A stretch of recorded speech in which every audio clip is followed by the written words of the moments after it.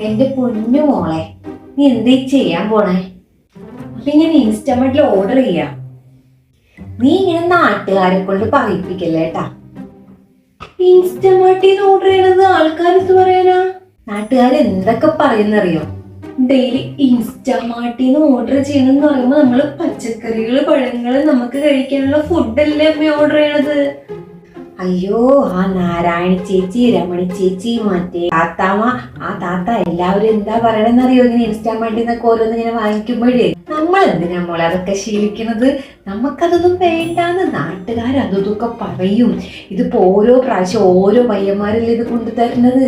അപ്പൊ നാട്ടുകാർ എന്ത് പറയുന്നു ഇങ്ങനെ ഇവിടെ ഇങ്ങനെ കൊണ്ടു തരുമ്പോഴേ? എന്നാ പിന്നെ നാട്ടുകാരുടെ അടുത്ത് പറയും കടയിൽ പോയിട്ട് വാങ്ങിച്ച് കൊണ്ട് ഇവിടെ തരാൻ. കേട്ടോ, എന്നെ കൊണ്ട് പറ്റില്ല. അമ്മ അപ്പുറത്തുള്ള രാമായണി ചേച്ചിയെയോ അപ്പുറത്തുള്ള മറ്റേ ചേച്ചിനെയോ വിളിച്ചിട്ട് ഒന്ന് പറഞ്ഞേക്ക് ഡെയിലി നമുക്കുള്ള സാധനങ്ങൾ ഇങ്ങനെ വാങ്ങിച്ചിട്ട് തരാം. ഇതേപോലെ പുതിയതായിട്ട് വരുന്ന ടെക്നോളജികളൊന്നും ഉപയോഗിക്കാതെ വെറും വേസ്റ്റ് ആയിട്ട് ഇരുന്നിട്ട് നാട്ടുകാരെ നോക്കിയിട്ട് ഇങ്ങനെ ഇരുന്നോട്ടോ. അപ്പൊ ശരി, അപ്പൊ ഞാൻ ഓർഡർ ചെയ്യുന്നില്ല കേട്ടോ. ആ ചേച്ചിമാരുടെ അടുത്ത് പറയാം, അവർ ഡെയിലി വാങ്ങിച്ചുകൊണ്ട് തരും. ഓക്കെ.